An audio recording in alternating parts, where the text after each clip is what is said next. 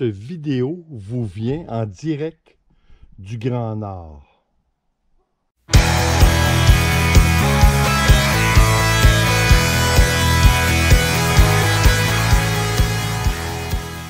S'il vous plaît, ne me dites pas que c'est beau. Oui, je sais que pour certains d'entre vous, ça paraît extraordinairement beau, mais moi, c'est la période où je souffre. Vous voyez, hein, mon désarroi, c'est incroyable. Non, écoutez, pour moi, on rigole, là, mais c'est vrai que c'est très difficile l'hiver, moralement. Hein, vous savez, quand on n'est pas motivé. Jeune, on faisait beaucoup de sport l'hiver. J'ai eu, comme certains d'entre vous le savent, ici, on était quand même privilégiés parce que c'était notre chalet au préalable. J'ai grandi à Montréal. Et la fin de semaine, on venait ici, c'était notre chalet. On était près du lac. C'était quand même assez amusant. C'était bien parce qu'on avait les deux versions. Vous savez, on avait la ville, la fin de semaine, on avait la campagne. Alors, j'avais deux groupes d'amis très distincts, très différents. On passait l'été ici, les vacances scolaires, on les passait ici. Puis, je suis obligé de vous dire que à 9 ans, j'ai eu ma première moto, ainsi que ma première motoneige. Alors, c'est sûr que la vie, écoutez, c'était très intéressant pour un jeune, là, c'était incroyable comment c'était intéressant. Alors, évidemment qu'à l'époque, étant donné qu'on faisait beaucoup d'activités hivernales, l'hiver, c'était très, très intéressant. C'était même très amusant, puis on en demandait encore plus. Écoutez, on allait sur le lac, et puis c'était incroyable comment c'était amusant. On allait sur le lac en motoneige, et puis on attachait une longue corde après notre motoneige, puis on mettait une traîne sauvage en arrière. Là, on se mettait tout le groupe qu'on était, les amis, on était à peu près, je vous dirais une dizaine. Il y en a un qui conduisait la motoneige, puis les autres embarquaient en arrière sur la traîne sauvage, sur le toboggan, et puis on y allait à fond sur le lac.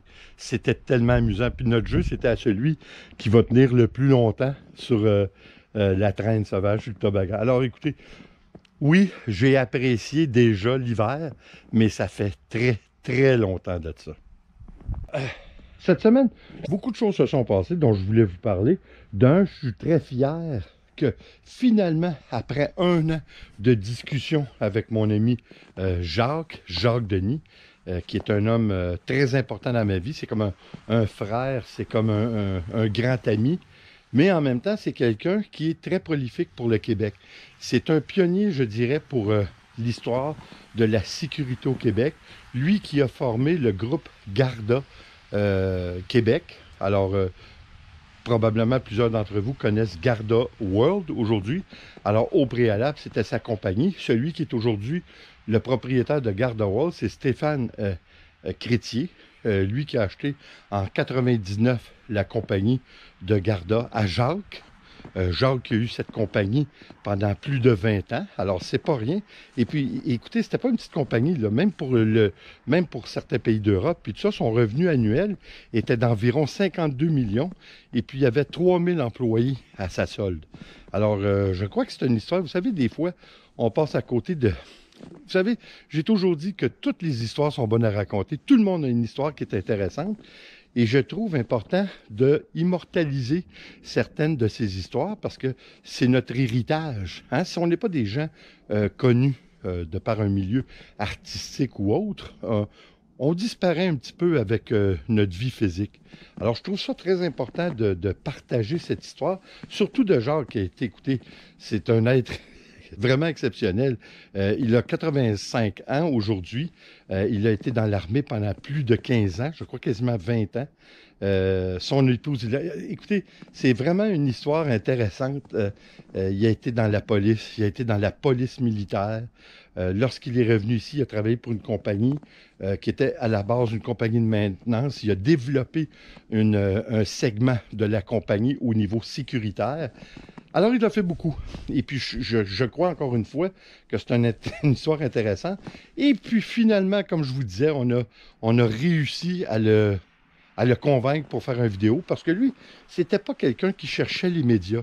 Il faut dire, comme je vous dis, il a vendu la compagnie en 1999. Alors, les médias sociaux étaient pas inexistants, mais presque inexistants. De ce fait, Jacques n'était pas quelqu'un qui recherchait la notoriété. Il était quelqu'un qui était très retiré dans sa vie personnelle. Il faisait sa vie avec son épouse. Il était très contenté de cela et évidemment avec raison. Alors, écoutez, encore une fois, j'ai fait la vidéo avec Jacques cette semaine, il y a quelques jours. Une vidéo qui va nous prendre quelque temps à éditer parce que je suis obligé de vous avouer qu'on a parlé pendant 2h35. Alors, c'est pas rien, mais mon Dieu que c'est agréable. Alors, j'espère que vous allez être des nôtres pour partager cette histoire qui, je dois admettre, presque nécessaire, autant au niveau de la sécurité, même internationale. Écoutez, il a fait beaucoup de choses à l'extérieur aussi. Il a été invité dans les ambassades à Cuba. Il a été, je vous le dis, là, il a fait beaucoup de choses qui sont très intéressantes. Alors, encore une fois, on va partager son histoire, qui s'est donné un plaisir de partager avec moi. Parce que je trouve ça agréable. On a fait un genre de tête-à-tête. Alors, je vais vous partager ça vendredi prochain. Vendredi prochain, si tout va bien, parce que, encore une fois, j'ai pour 2h35 à éditer et monter, aller au montage du vidéo. Je veux associer les choses que l'on parle avec des photos, parce qu'on parle vraiment de sa vie. Évidemment, on ne peut pas passer à côté de Garda et de Jacques Denis, car les deux font partie intégrante l'une de l'autre. Alors, c'est ce qu'on va explorer ensemble. Et puis, j'espère que ça va vous intéresser et que vous allez être des nôtres. Et hop, on change de chapeau. Hein, je suis la personne aux 1001 chapeaux. Hein, si le chapeau fait. Et écoutez, je voulais vous parler aussi d'une chose. Je suis obligé d'avouer que mes plans pour la Floride changent. Hein, on dit qu'il y a juste les imbéciles qui ne changent pas d'idée. Alors, je dois être très loin d'être un imbécile parce que mes plans changent de façon régulière.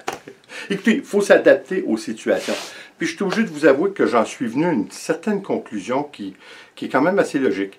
C'est-à-dire qu'après ma barre, nous avions décidé de quitter pour la Floride le 7 novembre 2020, aller jusqu'au 1er novembre 2021. Ça, évidemment, c'est si tout va bien, hein, parce qu'on sait que les élections aux États-Unis, ça va être le 3 novembre. Alors, bon, hein, on se disait toujours, on se garde une petite gêne en rapport avec ce qui peut et ce qui va se passer. On ne sait pas. Par contre, je vous dirais que le changement au programme vient surtout du fait de l'âge de mon père. Écoutez, pour ceux qui ne le savent pas, ma maison, c'est comme une multigénération que nous avons fait il y a plusieurs années. Alors, dans un bout de la maison, Nicole et moi vivions. Au centre, mon père, et à l'autre extrémité, mon fils, un de mes enfants. C'était bien, puis c'est encore bien aujourd'hui. Mon fils, par contre, s'est bâti avec sa copine sa maison il y a quelques années, je crois environ 4 ans. Depuis ce temps, Nicole et moi sommes les seuls à vivre avec mon père. Alors moi, nous avons pris la place que mon fils était avec sa copine, et puis mon père est resté au centre de la maison. En fait, cette maison, c'était mon père qui l'a bâtie comme chalet en 69. Comme je vous dis, à l'époque, nous restions à Montréal et ici, c'était notre chalet que mon père a agrandi. C'est presque une grandeur démesurée aujourd'hui. Puis je suis obligé de vous avouer que les frais d'entretien en sont l'évidence même. Écoutez, alors c'est devenu, comme je vous dis, en 74, notre résidence permanente. Alors, tout ça du fait que, pourquoi je vous explique ça, c'est parce que mon père vit avec nous. Hein? On a chacun notre endroit, on est vraiment séparés, privés, mais quoi qu'il en soit, on a quand même une porte qui communique entre les logements. Et c'est bien comme ça. Par contre, mon père, à 90 ans, je trouvais un petit peu... Je discutais de ça avec Nicole, puis on disait, on va partir pendant plus de 5 mois, devrais-je dire, Mais à ce moment-là, il va être seul. Puis vous savez, on dit toujours, j'ai 3 enfants, on dit toujours, ils vont venir vérifier si tout est correct. Tout ça, oui. Sauf que eux aussi, on leur... vous savez, mon garçon et ma fille, les 2 plus vieux sur les 3, ont chacun 2 enfants. Alors, ils ont leurs responsabilités, ils ont leurs problèmes, ils ont leur quotidien à vivre qui, des fois, demandent leur présence, évidemment. C'est mon père, la responsabilité à mes enfants de leur grand-père, je trouvais que ça faisait un non-sens. Alors, on est venu à la décision, Nicole et moi, de quitter pour la Floride en 2020, parce que vous savez, ça paraît loin de préparer, mais c'est pas si loin que ça. Quand vous pensez que la plupart des terrains, là où nous allons aller, on doit réserver 1 an d'avance. Alors, clairement, il faut préparer notre horaire, hein, on ne s'en sauve pas. Alors, de ce fait, on va partir, si tout va bien, comme je vous dis, on va se donner un 4 jours. Parce que, vous savez, une des raisons principales pourquoi je voulais quitter au début de novembre, c'est pour éviter le risque de tempête hivernale. Parce que c'est quelque chose qui nous a... Écoutez, là, cette semaine d'ailleurs, on a eu notre première bordée de neige qu'on appelle, même si c'est pas beaucoup, là, on parle d'un 3, 4, 5 cm tout au plus. Mais vous savez, encore une fois, c'est des risques une fois qu'on est sur la route. Et moi, en 2010, avec Nicole, nous partions, et mon fils le plus jeune, Ricky, nous partions pour partir 6 mois en Floride et nous avons resté pris à 75 000 des frontières à l'intérieur des États-Unis. Nous avons resté pris, mon moteur a sauté, une histoire d'horreur, mais ça vous laisse un petit peu marqué. Puis on était dans une période, il pleuvait, il neigeait, c'est incroyable. Alors je me suis toujours dit, si je vais en Floride, je vais essayer d'éviter le temps où on est propice à avoir des tempêtes de neige. Alors écoutez, c'était la raison principale pourquoi je voulais quitter avant les fêtes. Ce qui fait en sorte qu'on a décidé de partir entre le 26 et le 28-29 décembre. Alors, on va tout être ensemble pour la Noël. Et puis, écoutez, à partir de là, on va fêter la Noël et le jour de l'an en même temps. C'est pas plus dur que ça. Mais pourquoi je me laisse 4-5 jours? C'est parce que probablement que mon premier terrain, ma première emplacement qu'on va réserver en Floride, je vais la réserver, exemple, pour le 2 janvier. Ça prend 2 jours pour descendre là-bas. Alors, je vais avoir un œil de 3 ou 4 jours pour décider si une journée fait tempête, on part le lendemain ou le surlendemain. Alors, ça va me rassurer de le faire ainsi, parce que lorsque vous partez avec ce qui va être présentement un campeur, une roulotte, une fifth wheel qu'on appelle, une roulotte à sellette, de 7000 livres, alors de plus de 3000 kilos, c'est important d'éviter les tempêtes à tout prix. Mais après ma barre, je crois que pour mon père, ça va limiter sa solitude, ça va limiter aussi, parce qu'on va partir un petit peu inquiet, et puis de ce fait même, on va sauver 2 mois. Je voulais vous parler aussi cette semaine, on a eu un phénomène climatique qui est quand même, je dirais, assez unique. On a eu vraiment une tempête de vent, des vents atteignant plus de 100 km/h. Alors, ça a créé en tout et partout des pannes d'électricité pour près d'1 million de consommateurs à travers le Québec. C'est presque aussi important que la crise, probablement plusieurs d'entre vous ne le savent pas, mais on a eu, dans les débuts des années 2000, une crise qu'on a appelée la crise du verglas. On avait une pluie de verglas incroyable, ce qui avait provoqué des pannes d'électricité parce qu'on avait des pylônes électriques qui ont cédé sous le poids de la glace, qui se formait avec le verglas, tout ça, des arbres brisés. Alors, à cette époque, il y avait eu plus d'1 million de Québécois, consommateurs d'électricité évidemment, qui avaient été privés de courant, et ce, pendant plusieurs jours. Je crois que le maximum avait été près de 2 semaines. Moi, je me souviens à l'époque, les enfants étaient petits, on avait manqué d'électricité, je crois que c'était 3 jours. C'est là qu'on s'aperçoit qu'on est vraiment dépendant de l'électricité, surtout en période de froid. Parce que là, on n'a vraiment pas de porte de sortie. C'est pour ça qu'on dit, vous savez, souvent je rigole avec le fait que l'hiver, là, j'ai beaucoup de difficultés à tolérer l'hiver. Par contre, on doit avouer que sur l'être humain, l'hiver est beaucoup plus difficile de point de vue de santé. Hein? C'est beaucoup plus dur de s'acclimater parce qu'on a tellement des grosses variantes de température que c'est incroyable. Mais tout ça pour vous dire que les vents que nous avons eus cette semaine, je crois que c'est lundi, ça nous a privé. Nous, on a été chanceux, on a eu des manques d'électricité, mais vraiment de façon sporadique, mais qui duraient pas plus que quelques secondes. Mais on a des amis, des voisins, un petit peu plus loin évidemment, qui ont manqué pendant près de 2 jours. Alors je crois même que ça a été à 4 ou 5 jours de panne de courant pour certaines personnes. Alors c'est vrai que c'est des phénomènes qui sont exceptionnels. On n'a jamais vécu un tel vent dans cette période. Alors, évidemment, on peut se poser la question, est-ce que l'on vit des changements climatiques?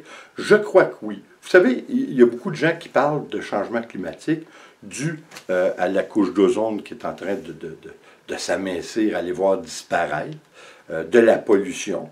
Mais il faut prendre en considération aussi le changement d'axe de la planète. Parce qu'à chaque degré que l'axe de la planète change, il y a des répercussions au niveau de la nature. Ça va de soi. Alors, même que je vous dirais que plusieurs scientifiques nous proposent le fait que, selon certains, les changements climatiques que nous avons eus sont strictement reliés au changement de l'axe de la planète. Alors, écoutez, je pense que c'est a little bit of both. Hein? Je pense que c'est un petit peu des deux. Il y a la pollution que fait pas écouter. Ça doit affecter en quelque part. Là, hein? Vous avez des places en Inde et en Chine qui ont même de la difficulté à respirer tellement que le smog est intense. Alors, évidemment que la pollution y est pour quelque chose. Mais malheureusement, on est obligé d'avouer que un petit peu des deux. Hein? On peut quand même prétendre sans beaucoup se tromper que oui, on est affecté aussi bien par le changement de l'axe de la planète. Ça, c'était quelque chose qui était prévu, le changement d'axe, mais c'est pas normal, mais c'était prévu et ça va continuer. Ça peut vraiment changer la donne. Ce qui est on ne peut pas rigoler avec ça, là, mais ce qu'il y a des gens qui ne comprennent pas parce qu'ils nous disent, parce que nous ici, on a de plus en plus de froid. Ils prétendent que dans les prochains hivers, nous allons avoir moins de précipitations de neige, mais plus de froid. Alors, les gens disent, à la rigolade, disent, c'est pas ça qu'on appelle le réchauffement de la planète. Mais oui, car le réchauffement de la planète ne veut pas nécessairement dire que dans votre coin de pays, ça va être plus chaud en hiver. Ça veut tout simplement dire que les climats vont devenir plus extrêmes. Mais oui, si on regarde sur les données que l'on a sur une période d'une année, les températures vont en se réchauffant. C'est clair, là. Ça, c'est des données qui sont prouvées et prouvables et vérifiables, devrais-je dire. Alors, ça, c'est un incontournable. Alors, écoutez, oui, je vous dirais, parce qu'on voit, on peut quand même être un petit peu inquiet. Alors, moi, c'est une des principales raisons. Comme je vous disais tantôt, j'ai fait beaucoup de sport lorsque j'étais jeune, mais n'en faisant plus, l'hiver devient très pénible. Alors, je veux me sauver de ce qui est pour moi la merde blanche. Mais vous savez, ça a quand même ses contraintes. Et puis certains côtés qu'on aime plus ou moins. Mais on va essayer de se sauver en Floride. Hein? L'hiver, tant que la Floride reste. Parce qu'encore ça aussi, là. Une des premières États américaines qui risque de disparaître et qui va éventuellement disparaître par la montée des eaux, c'est la Floride. La Floride est au même niveau que le niveau de la mer. Hein? Alors, ça ne prendra pas beaucoup pour qu'elle disparaisse sous l'eau. Ça, c'est inévitable. Personnellement, je ne crois pas qu'on va voir ça de notre vivant. Je vous dis ça tout simplement parce que la progression, oui, elle s'est activée au cours des années, mais on parle de centimètres. Oui, c'est beaucoup parce que les centimètres se sont succédés de façon beaucoup plus rapide que les scientifiques le prévoyaient. Mais qu'importe, je ne crois pas qu'on va voir de notre vivant la Floride disparaître. Du moins, c'est un vœu pieux, hein, je le souhaite ardemment parce que c'est mon point de prédilection, c'est la Floride, c'est la place que j'adore. J'ai une partie de ma famille qui reste là-bas à l'année. Alors, on est vraiment des gens, comme je vous ai déjà dit, la Floride, c'est curieux là, parce que c'est comme une extension du Québec. Vous allez à Fort Lauderdale, vous allez à Miami, vous allez à Tampa Bay, vous allez avoir un nombre incroyable de Québécois qui y vivent. Je crois que juste dans une ville qui est Fort Lauderdale, vous avez au-delà de 35 000 Québécois qui vivent là-bas à l'année et vous avez plus de 150 000 à 200 000 snowbirds qu'on appelle, des gens qui vont passer, des Québécois qui vont passer l'hiver là-bas à Fort Lauderdale. Puis là, on parle juste d'une ville. On ne parle pas de Jacksonville, on ne parle pas de Daytona, on ne parle pas de Sainte-Augustine. Alors, on est partout. C'est pour ça qu'à la rigolade, beaucoup d'entre nous qui aiment la Floride, on dit que la Floride, c'est une extension du Québec. Et en quelque sorte, ce n'est pas tout à fait faux. Vous avez même des endroits, des restaurants, beaucoup de commerces sont propriétés de Québécois francophones. Alors, vous allez te servir en français. C'est-tu pas merveilleux, ça? Alors, imaginez-vous que c'est pas pour rien qu'on appelle ça notre lieu de prédilection. Par contre, je suis obligé de vous avouer que moi, les endroits que je vais en Floride, c'est des endroits qui n'ont pas de Québécois. Je ne suis pas anti-québécois, évidemment. Mais moi, tant qu'à me baigner dans une autre société, j'aime bien le faire de façon complète, pas à moitié. Puis, je ne veux pas m'en aller là pour être accompagné seulement de francophones, puis de parler du Québec. Puis non, non. Moi, quand je m'en vais là-bas, j'aime intégrer avec les gens de la place. Je trouve ça tellement plaisant. Ce que nous avons fait, Nicole et moi, en 2011-2012, nous avons été en Floride sur une île qui s'appelle Amelia. Nous avons resté là-bas 4 mois et demi. Ce fut la plus belle expérience qu'il nous était possible de faire. Et puis, si vous voulez vérifier l'île d'Amelia, vous allez voir, c'est un petit coin de paradis. En plus, il n'y a pas beaucoup de gratte-ciel. C'est vraiment une île, je crois qu'elle a 6 000 de long par 3 000 et demi de large. Alors, c'est vraiment petit, un parc national. Et c'est une île à Primabar qui est une place là où les Américains vont prendre leur retraite. Hein? À la différence que les Québécois vont prendre leur retraite, surtout à Fort Lauderdale. Mais ce qui est étrange aussi, pour en revenir à ça, c'est que beaucoup de Québécois, pourquoi qu'un centre, un noyau de Québécois aussi grand à des places comme Fort Lauderdale, c'est parce qu'il y a un grand nombre de Québécois qui ne parlent pas anglais. Alors évidemment, pour eux, ça facilite la chose et l'intégration.